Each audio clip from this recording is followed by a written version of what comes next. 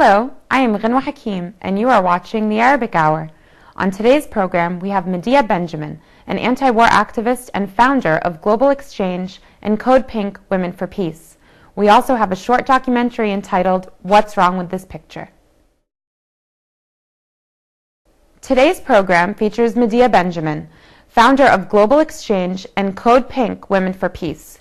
Medea has recently returned from solidarity trips to Gaza and to protest U.S. drone strikes in Pakistan. In 2005, she was one of 1,000 exemplary women from 140 countries nominated to receive the Nobel Peace Prize on behalf of the millions of women who do the essential work of peace worldwide. Her work for justice in Israel-Palestine includes taking numerous delegations to Gaza after the 2008 Israeli invasion, organizing the Gaza Freedom March in 2010, participating in the Freedom Flotillas, and opposing the policies of the Israel lobby group AIPAC.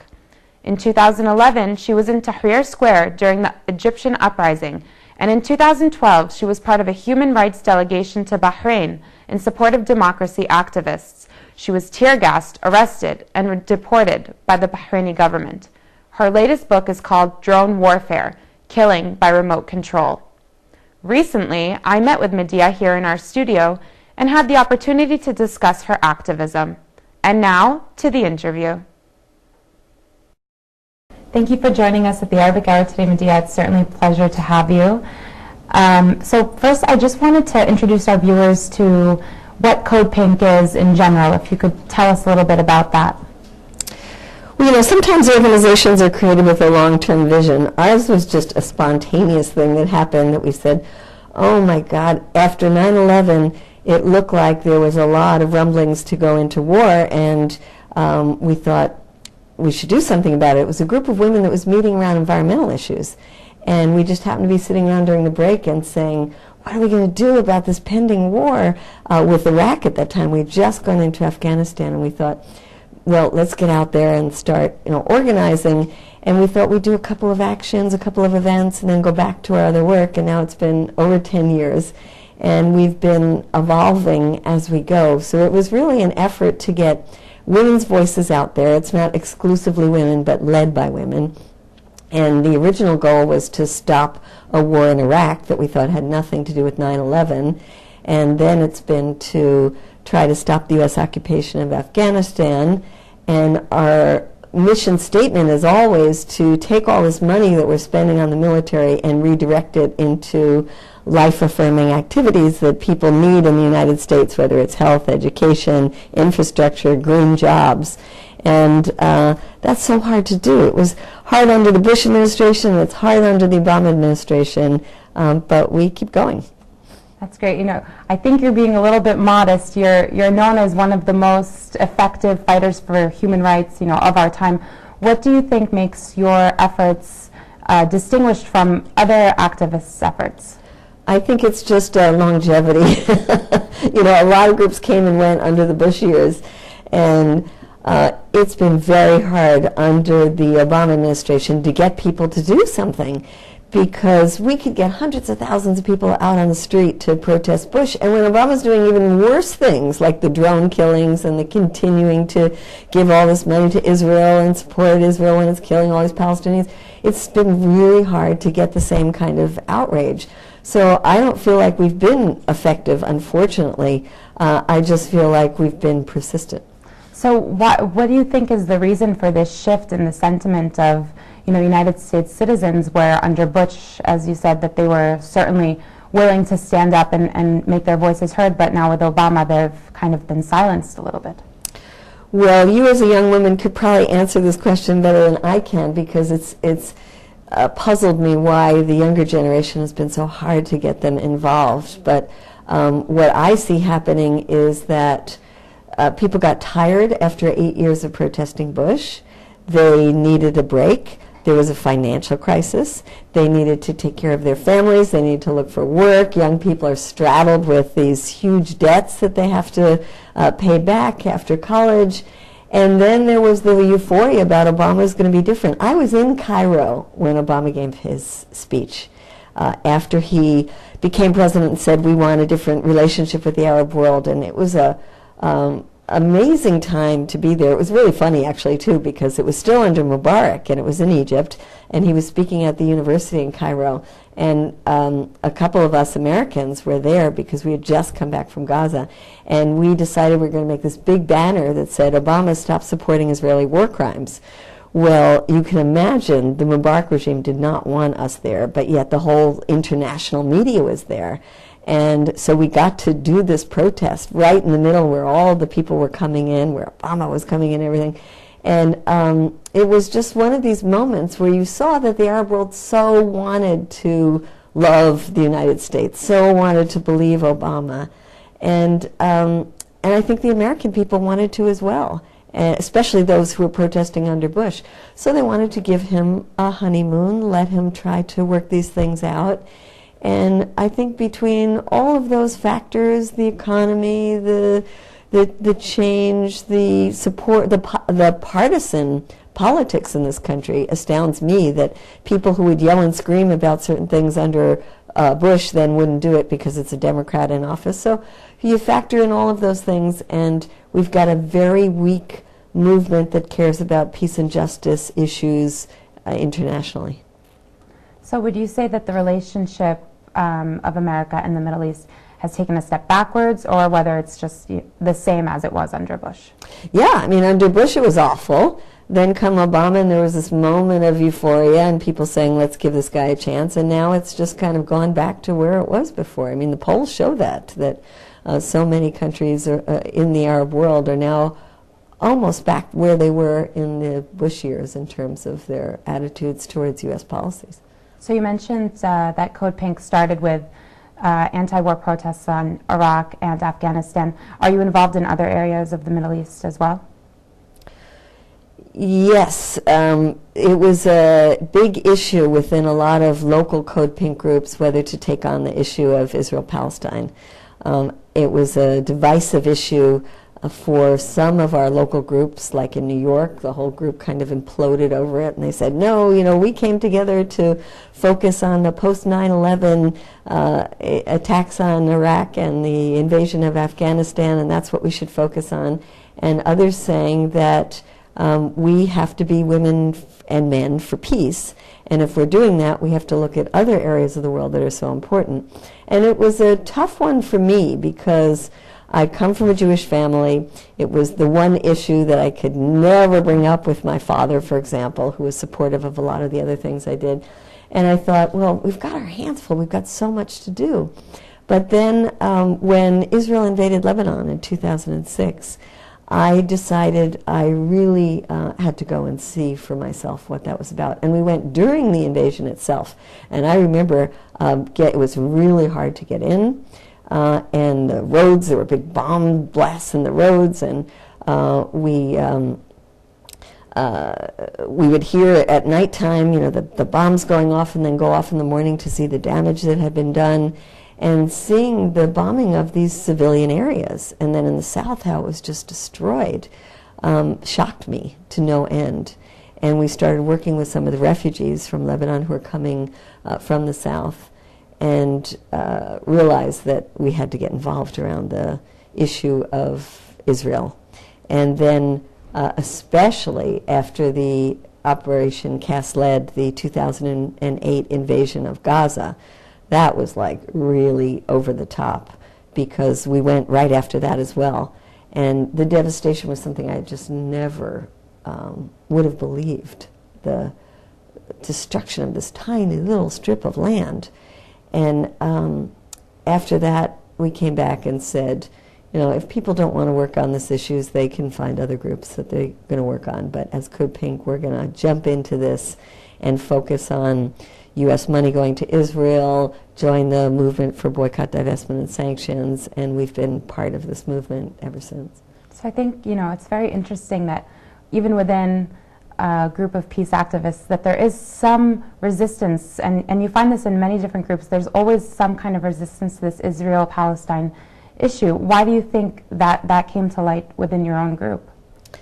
There are many people in the peace and justice movement who are Jewish. It's part of a lot of tradition in Jewish families that were supporting of the civil rights movement and women's movement, and they're progressive in everything but Israel. And then I think for others it was, they just felt it was too controversial, and it wasn't part of the reason they joined CodePink. But certainly it's a really tough one, and especially if you want to see any movement in this country, because Congress has bought and sold to the lobby group, to AIPAC and other Jewish lobbies. And I think that's another reason that some groups don't get involved, is that they see that it's like hitting your head against the wall for decades. People who've spent their entire lives on this and don't see the results. And you know, a lot of Americans, they want to see quick results in what they do. And working on the issue of Israel-Palestine is an issue for the long haul. So you mentioned the Israeli lobby in the United States. Can you speak a little bit about your work in direct relation to, battling AIPAC? Well, it's interesting now with the whole movement about gun control, and seeing the Obama administration trying to stand up to the NRA lobby and how powerful that lobby is. Well, the second most powerful lobby after the NRA and the AARP, which is the seniors lobby, is AIPAC. And it's a lobby group that has a lot of money, a lot of influence, very well organized, and they actually write legislation that gets passed in our Congress, in both the Senate and the House, like that. They estimate that there are at least 80 Congresspeople that will just sign sight unseen whatever is put in front of them by AIPAC. And they take so many of our Congresspeople on propaganda trips to Israel, and they say the West Bank, but it's their view of things. In fact, just in the last 2 years, they've taken more than a quarter of the Congresspeople on these trips. They say it's not AIPAC, it's an educational fund, but the educational fund is AIPAC. So it's a very well-oiled machine. And on the other hand, you have a scattered counterbalancing force.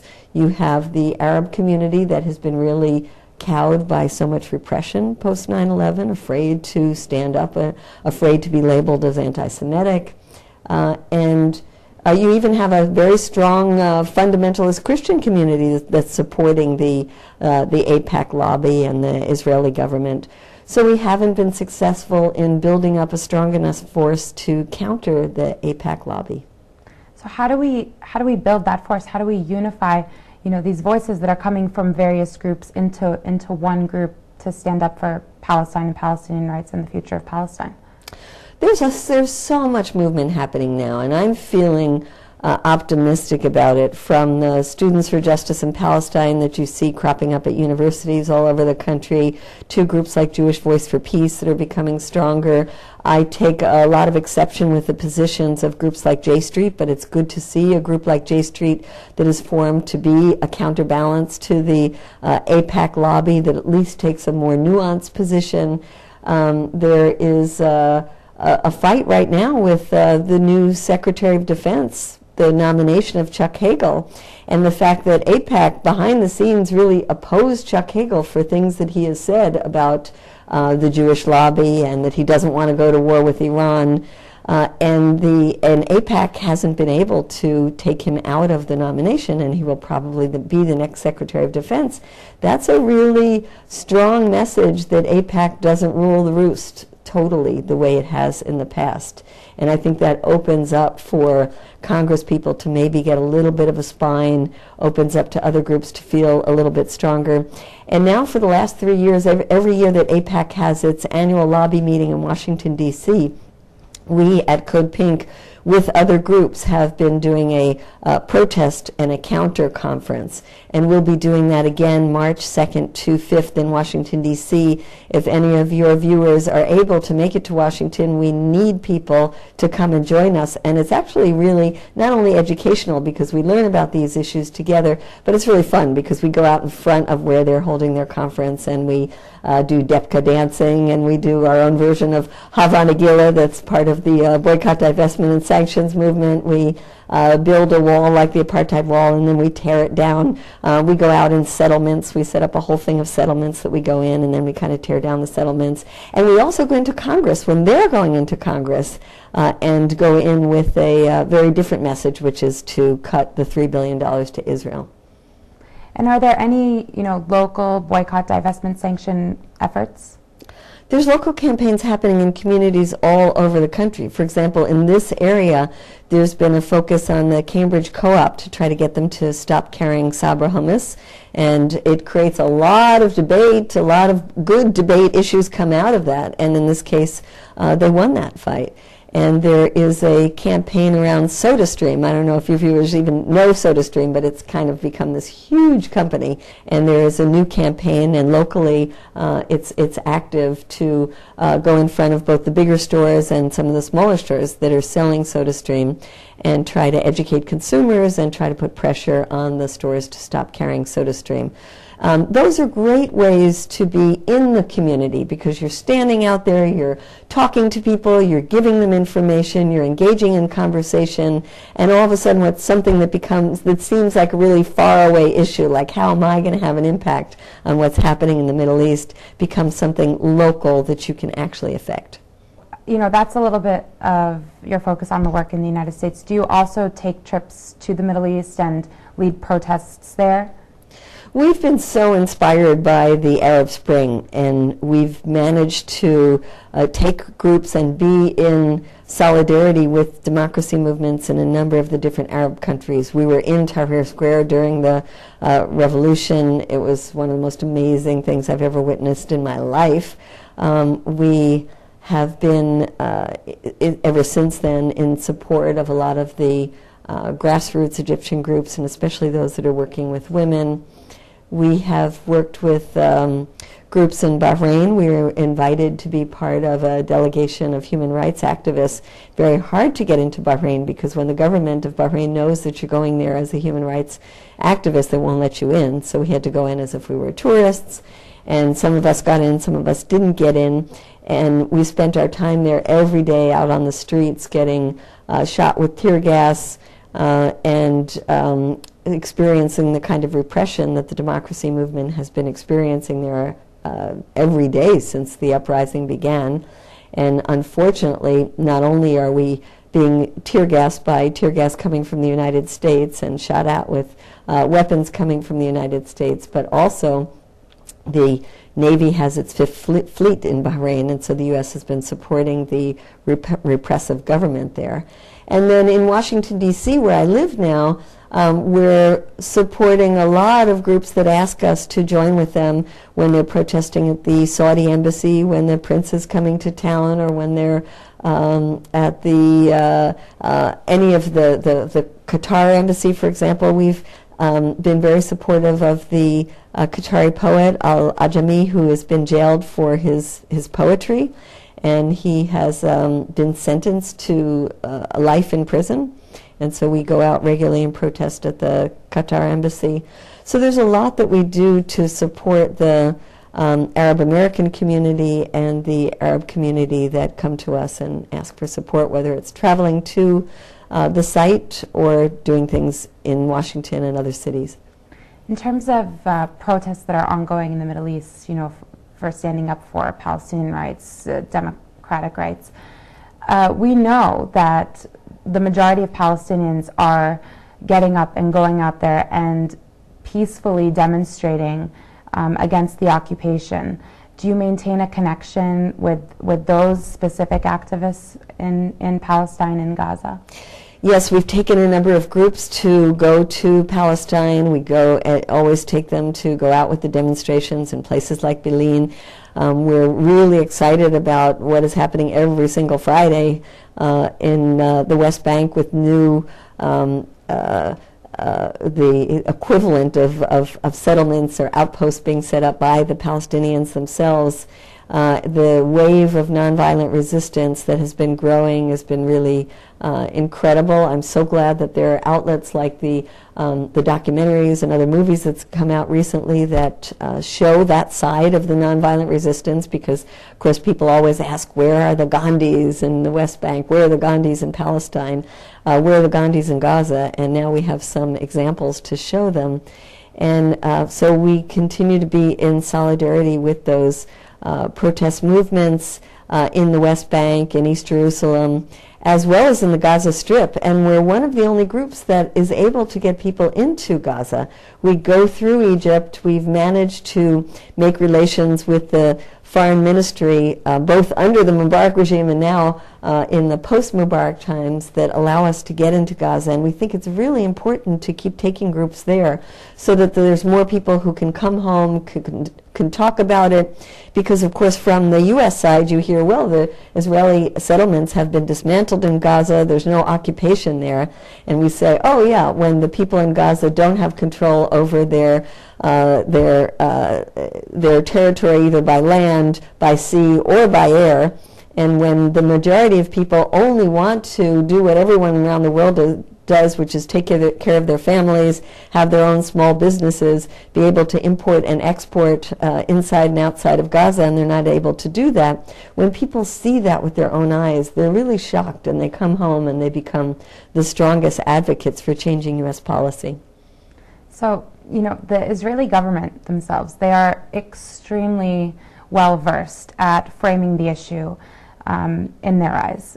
How do you frame that issue in terms of, you know, now that Israel, the Israeli elections have shown us that the Israeli government has taken even more of a right-wing stance on the issue of Palestinian rights? Well, I think the nonviolent resistance is gaining strength, and it's certainly gaining a lot of support around the world. I mean, I've been in Europe recently, and the support for the Palestinian nonviolent resistance movement is tremendous there.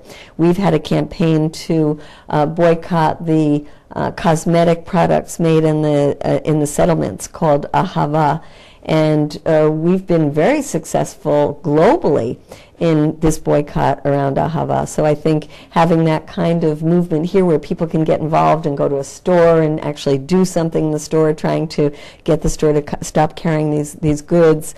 So there's a lot more awareness and a lot more solidarity. I do say on the negative side, what I saw in the last time I went to Gaza, which was after the last Israeli invasion, was a sense of despair that you don't see as much on the West Bank. And that is because, well, I shouldn't say despair. The fact that during the last Israeli invasion of Gaza, there were so many rockets that were launched from Gaza that went further into the heart of Israel than ever before, I think sent a terrible message in that the people in Gaza, and especially the young people who in the past have been part of a nonviolent resistance movement, have felt that they've gotten nothing from it, nothing, and that the only thing that actually stopped the Israelis this time was because there were rockets being launched that were scaring the Israelis. And so what is the lesson that's being taught to young people in Gaza? It's violence works. We don't want that to be the lesson, and unfortunately, you know, Israel is the best teacher of that lesson because it uses so much violence and it's gotten away with it, both internally and internationally. So I think it's so important for us now to be supporting the nonviolent resistance movement, to be raising that up, to be showing that there's not one Gandhi inside Palestine. There's thousands and thousands and thousands of these amazing people who are putting their lives at risk week after week, month after month, and we've got to get their stories out. We've got to show them for the heroes that they are. And I think the more we can do that, the more we'll be able to break down the policies of our government that have been ignoring their pleas. Are there any instances of Israeli violence in reaction to Palestinian nonviolence? It's constant. There's constant Israeli violence. I mean, every time there is a nonviolent demonstration that I've been to in Palestine, it's been responded to by violence with the Israelis. I mean, even my partner, an American who was there, we were doing a totally nonviolent demonstration.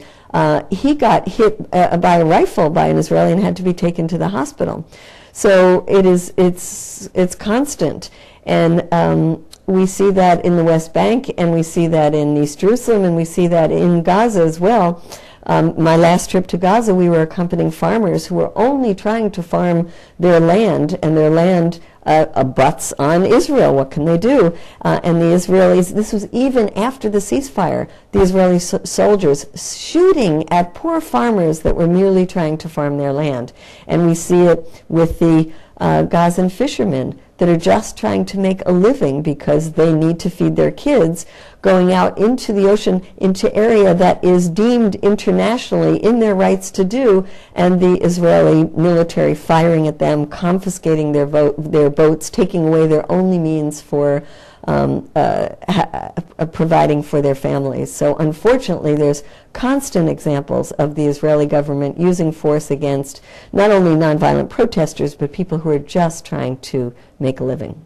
So how can activists place pressure internationally, apart from the Israeli lobby in the United States, in terms of, United Nations support, international support against the actions of Israeli violence against the Palestinian people? I think the best thing we can do is local, because that's where we can have the most influence. I think joining groups that are doing work locally, whether it's part of the boycott, divestment, and sanctions movement, whether it's groups that are going around and educating people, like on college campuses, groups that are going into the faith-based communities and doing more work, getting more of the religious communities to take a stand for Palestinian rights, or whether it's confronting your own congresspeople, because it's really tough to get congresspeople who will stand up on these issues, really tough. Even when they do something like go on an independent trip to the West Bank, or the very few who have ventured to go to Gaza, they come back to the United States, and I've seen it happen. They'll make 1 or 2 talks where they talk about the destruction, the devastation, the Israeli attacks on nonviolent resistors, and after about 2 talks they get such blowback that they start pushing back, and soon enough they don't even, they talk about it as if both sides are equal, like the violence being perpetrated on the Palestinians is equal to the violence that is being perpetrated by the Palestinians against the Israelis, which is totally ridiculous. So I think focusing locally on making changes and educating people in our communities is the best thing that people can do on the individual level. That's great. So what would you say as a whole for CodePink as an organization? What's the next, what's the next destination? What's the next big move? We've been focusing a lot on the issue of drone warfare because we see this transition of American people after 10 years saying we can't afford these wars, we're in an economic crisis and these wars are so expensive, still in Afghanistan costing us $2 billion every week. We don't like to see our soldiers getting killed for something we don't even understand what it is anymore, supporting a corrupt government in Afghanistan.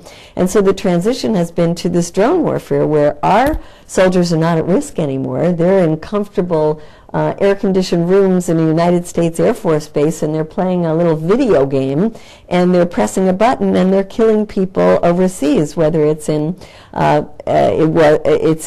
Afghanistan or Pakistan or Yemen or Somalia, and setting up these drone bases throughout the Middle East. And so we see that as the way that warfare is going to be carried out by the United States in the years to come. And we think it's very dangerous. It makes war and violence too easy. It's behind the backs of the American people. It's a covert program. So we're trying to shed the light on that program. I wrote a book called Drone Warfare, Killing by Remote Control. I'm going out constantly on speaking tours, trying to educate people and to mobilize them and say, the alternative is not either we have boots on the ground or we have drone warfare. There's another option we have to be calling for, and that's peace. That's diplomacy. That's nonviolent conflict resolution. There is a third option, and it might be that post 9/11 the people in office have forgotten about that option, but it is the best option, and we have to use it more. Well, thank you so much for your inspiring words and your work, and thank you for joining us at the Arabic Hour. Thank you so much for having me on. That was anti-war activist Medea Benjamin. Stay with us. We will be back after this short break.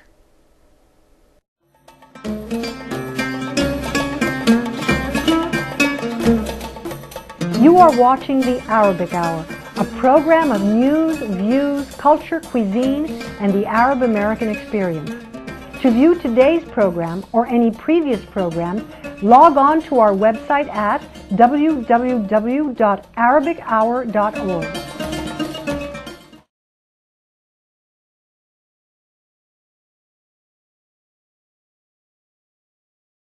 What's Wrong with This Picture, produced by Alternate Focus, is a documentary about Palestinian children's artwork created during the war on Gaza in 2008-2009. When an exhibition of children's art from Gaza was banned from a museum in California, the competing narratives about Israel's military assault on Gaza during 2008 were called into question. Susan Johnson tells the story of how the pictures were made and how these powerful visuals from the children of Gaza came to the U.S.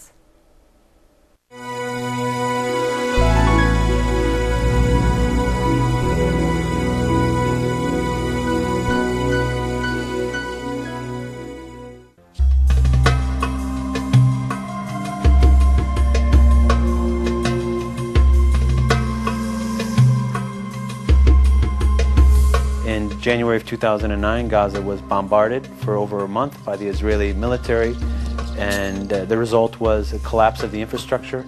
For 23 days, there was a horrendous assault on this unarmed population. Schools were bombed, mosques were bombed, all kinds of buildings were bombed. As a result of that 23-day assault, close to 2,000 people were murdered, and of that 2,000, close to 400 were children. Gaza is a population of 1.5 million people. 80% of them are refugees from 1948. Of that 1.5 million people, half of them are under the age of 16 years old. When you speak about the civilian population, you're speaking mostly about children. Those are the ones who are the majority of the population there, and those are the ones that are being affected the most. The last day of the bombing, my friend Sharon Wallace and I got into Gaza, and it was astounding what we saw. There was so much utter destruction that I can't even begin to tell you about all of it.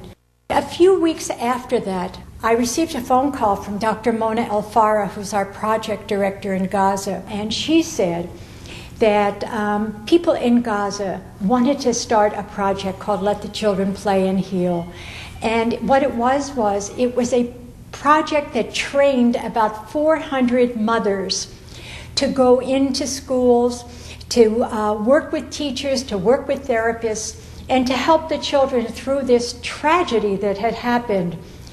Kids were wetting their beds, they weren't sleeping, they couldn't go to school. There wasn't a child in Gaza who had not lost a mother or a father, a grandparent, a sister or a brother or a friend, and they were completely traumatized.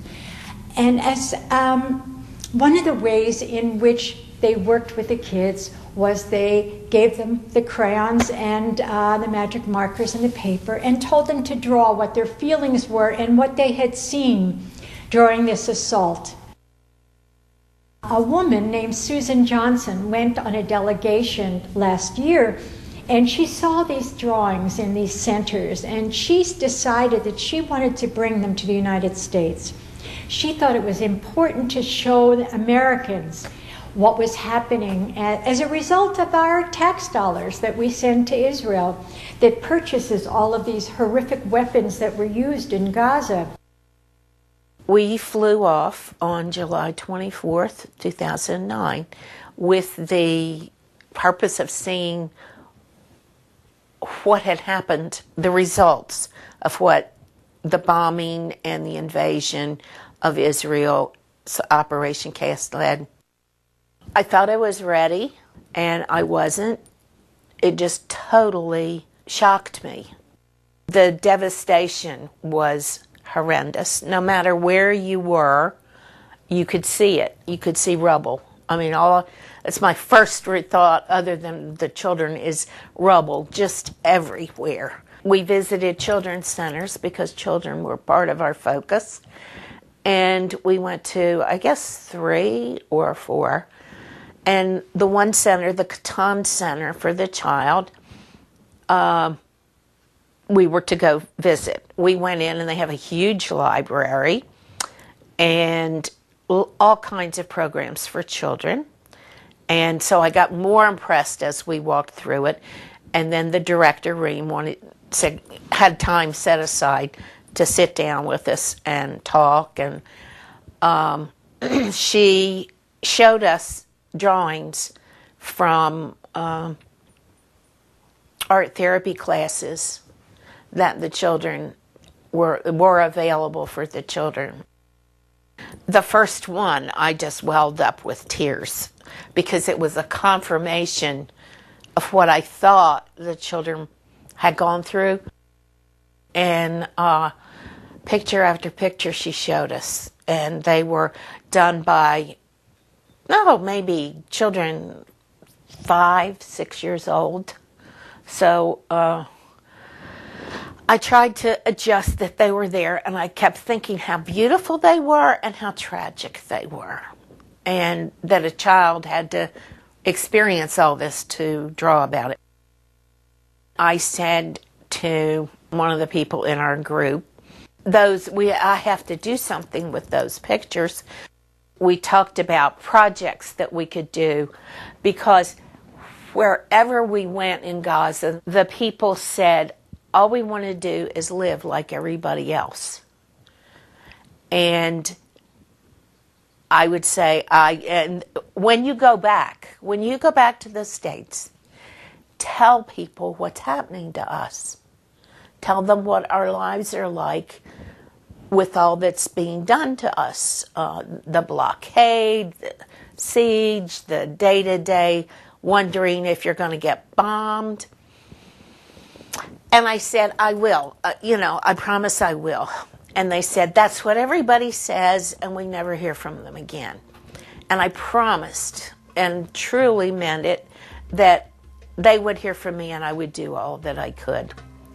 And then thinking about it, I thought, art like this needs to go to the States for people to see. I got home and started thinking, okay, how are you going to do this? Well, first of all, they don't even have addresses on, many of them for mail. And there is really no mail going around. And we had 6 centers participating, and they were all different kinds of centers for children. And there was going to be in December the Freedom March on Gaza with hundreds of people that were going to go into Gaza. A number of the people that had been in my group were going on this Freedom March. They were going back to Gaza. And they said, okay, they'll bring the drawings back with them. It ended up that they never got in because they weren't allowed into Gaza.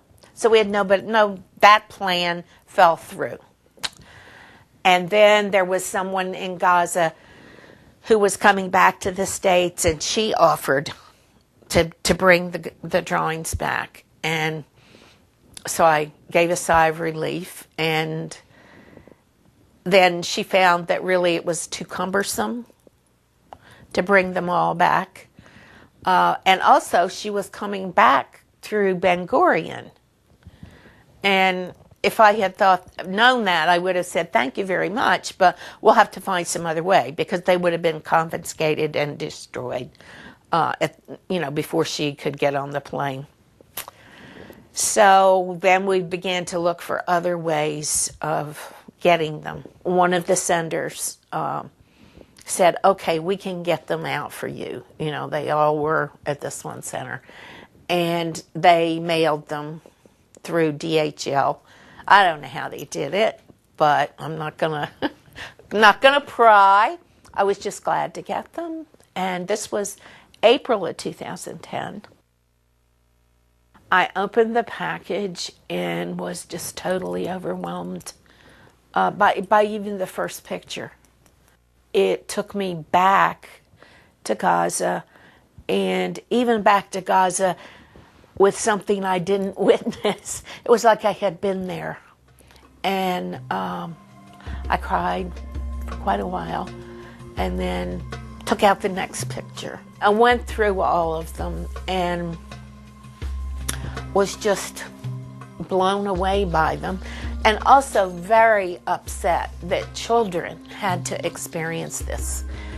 The image that it left in their head that will be there forever. It started out in Vermont. It was in Maine for probably 3 weeks or a month. It went to 2 different locations. It came back.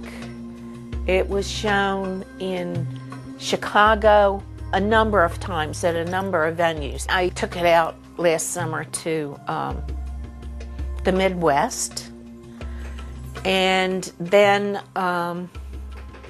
Mecca, the Middle East Children's Alliance, had wanted it, and a number of their centers that they sponsor in Gaza had sent pictures.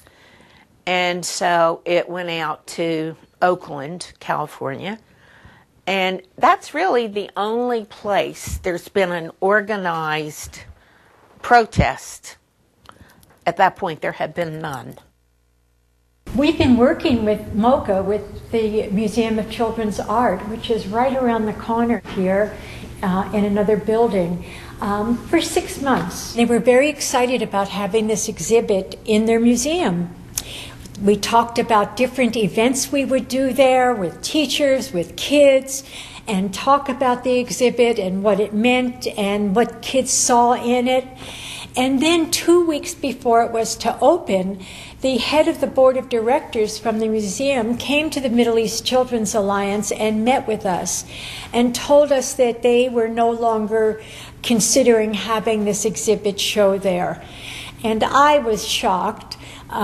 We'd been talking with them, we'd been visiting with them, making all of these plans, and then for him to come 2 weeks before the opening and to tell us that no, we couldn't do it was very upsetting. And I remember sitting in the room at Mecca and thinking, this can't be happening. We'd sent out all these postcards, thousands of postcards. It was all over the internet. We were very excited about it. And I said to him, I'm very angry by what you're doing, and I feel that the people who are really hurt by your actions, by the actions of the museum, are the children in Gaza. And I feel that we as Mecca have a responsibility to those kids to show their art. And we decided after they left that we were going to show this art, whether it was inside the museum if they changed their mind, or if it was outside the museum. But on September 23rd, we were going to show it. There was a very organized opposition to it, who had a very organized plan of putting pressure on the museum not to show it. There was a great deal of press involved in this because, very brilliantly, I think, Mecca did not back up. They said, okay, this is the information that we have that went out. This was very organized. We don't like censorship. And so now it had a censorship issue involved with it. We went all over Oakland looking for an empty space to show the exhibit, and nobody would rent the space to us. And finally we saw this space that we're in right now, and the people that own this property were very nice. They rented it to us at a very reduced rate, and we signed the lease 24 hours before the exhibit opened. And it was really quite a moment. Everybody came to the museum around the corner, and we had made a copy of the exhibit, and we gave a piece of the art to like 48 people to hold the exhibit up. And a band came and they were playing music, And over 500 people came to be part of this exhibit and the opening outside. And at one point we told people to march with us around the corner with the art. And they did, and they came here to this space. And nobody knew that this had happened, that we'd set it up in 24 hours. It was a great moment, and over the 2 months that it's been hanging here, hundreds and hundreds of people have come to see the exhibit. Some schools have come, some church groups, all kinds of people. I think it's really the most important thing to remember is that the museum, they had no backbone. They couldn't stand up to the Zionist organizations that were pressuring them. What this is all about is about the East Bay Federation, Jewish Federation, applying pressure to the board of the MoCA Museum and telling them that they're going to lose their funding. They called their funders, and in fact they had a Twitter online that said, "Congratulations to all the Jews of the East Bay for making sure that this exhibit was not going to be seen at MoCA. Shame on them." It wasn't the museum. The board had no backbone. They couldn't stand up to these Zionist organizations. It was those Zionist organizations whose fault it is that this exhibit was not shown. These organizations, in one form or another, have been twisting the arm of many groups, many organizations, many speakers, and they've come after the Middle East Children's Alliance before. About 8 years ago, we had an art exhibit called Justice Matters, and it was in collaboration with the Berkeley Art Museum, Berkeley Art Center, and about 8 rabbis went to see Mayor Tom Bates and tried to pressure him to take the exhibit down and to defund the Berkeley Art Center because they showed this exhibit which they said was anti-Semitic. And I have to say that Tom Bates stood up to them and said that he believes in free speech and that the museum has the right, this Berkeley Art Center has the right to show the exhibit. So we're very familiar with these guys. About a year ago, many of these Jewish Zionist groups, the Jewish Federation of the East Bay, actually the National Federation across the country, and the ADL, they committed $6 million to use to fight these kinds of fights. They want to stop anybody who speaks out for justice in Palestine. And they want to stop any discussion of what Israel is and what it has done for 63 years. When people learn that Palestinians in Gaza exist and are suffering under the kind of onslaught that we saw, then it changes everyone's understanding about what's going on in Israel-Palestine. The supporters of Israel that are part of this lobby do want to silence the Palestinian voice. They don't want people to be aware of it. They don't want people to see Palestinian children's art. It gets in the way of the false narrative that we've all been led to believe. I think it's important for people to know what they're getting into. I think people are blindsided when they do something about Palestine, about children's art, or something that would normally not be considered controversial. Organizations, museums need to be warned probably that this is what they will be up against, that there will be donors that will tell them that they're very unhappy with their plan to do this type of event. And they need to stand by their principles and not cave in to that kind of pressure. I would not be sitting here in California had they not had this controversy in Oakland. They shot themselves in the foot with it as far as a child's view from Gaza goes. I had envisioned initially that it would be Pennsylvania, New Jersey, New York, which are areas that the people who went in with my group are from.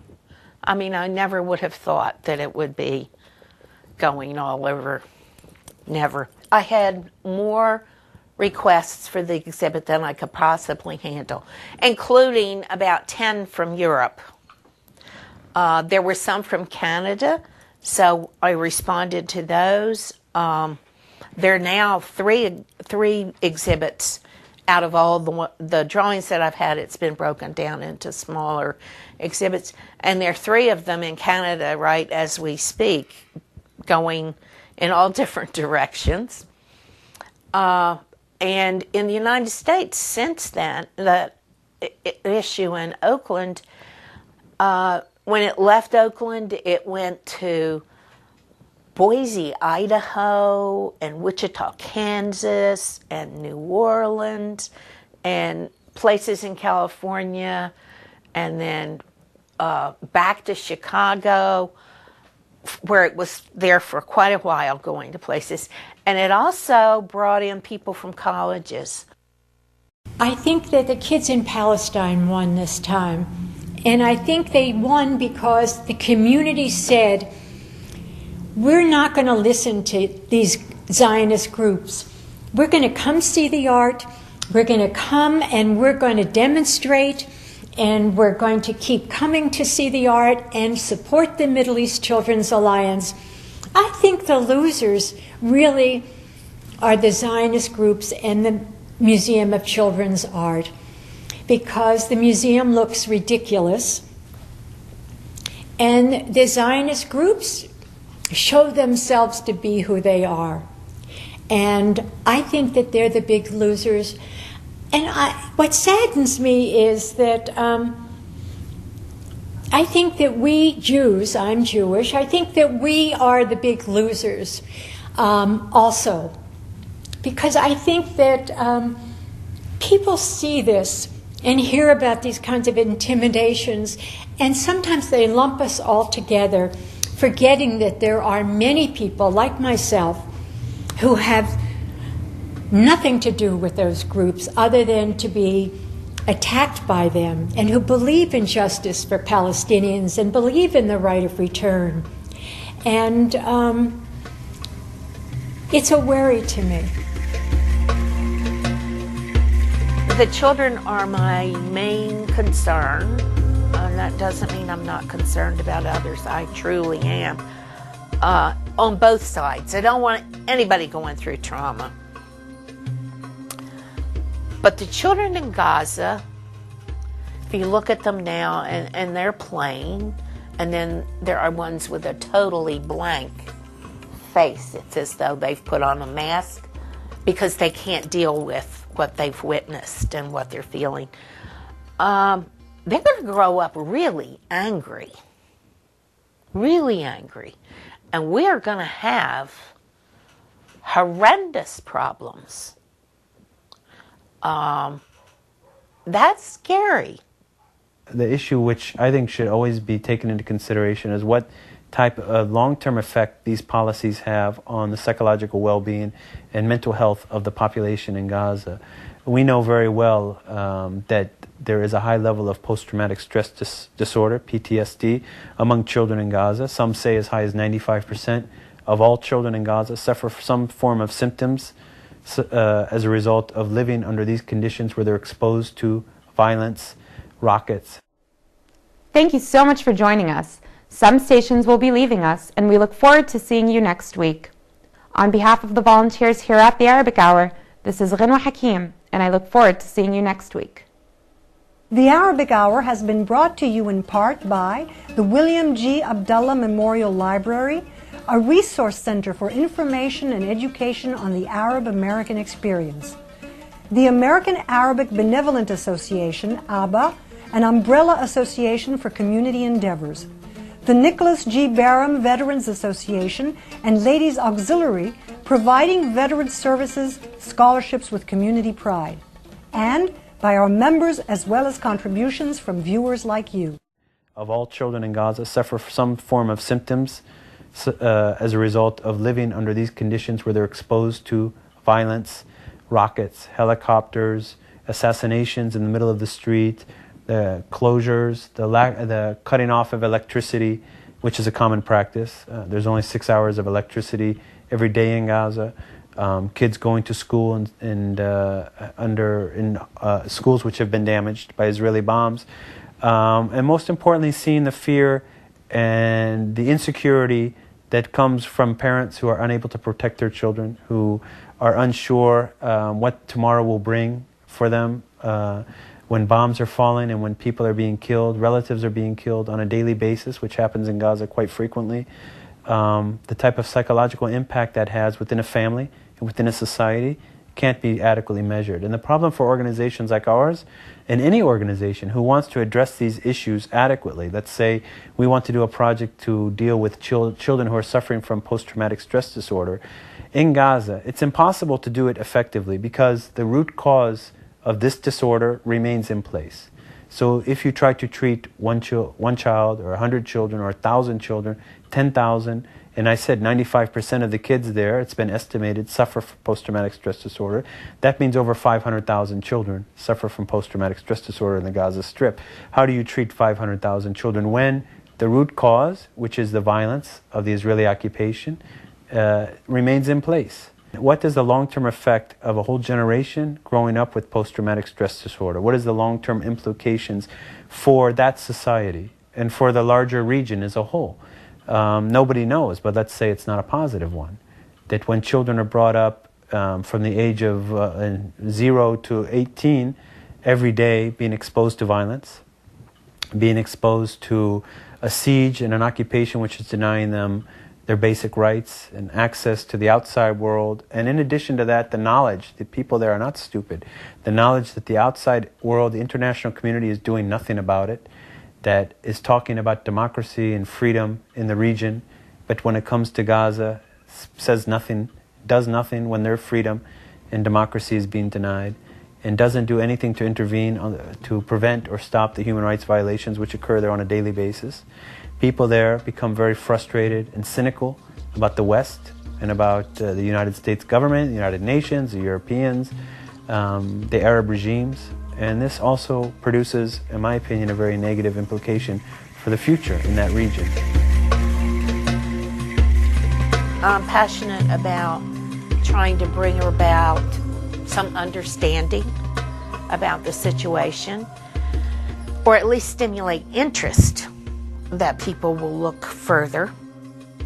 I would hope that people looking at the exhibit would leave it better informed about what the people in Gaza are going through by these children. My purpose for this project was to make people more aware of what's happening in Gaza. I am not one to try and say, this is what you should believe, I believe that way, you should believe that way. I'm going to convince you that this is the way to go. I used to be that way. I couldn't understand why everybody didn't believe the way I did because I saw the true way. And now, I've finally matured late in my life. That, okay, I will dispense this information. I will show these drawings. I will show pictures. I will give my experience. And what you do with it is your thing. I just do it. If we start to see the reality and the truth of what life is like in Palestine, not the way that it's presented through the American media or the propaganda which surrounds this issue outside, but when you start to see the facts, if we start to see how people are suffering there, to see the truth, to see the reality, then there has to be a shift in U.S. policy towards that region. So the first step is to not deny the Palestinians the chance to express themselves and to see the truth, because once the truth is seen, then this false and immoral and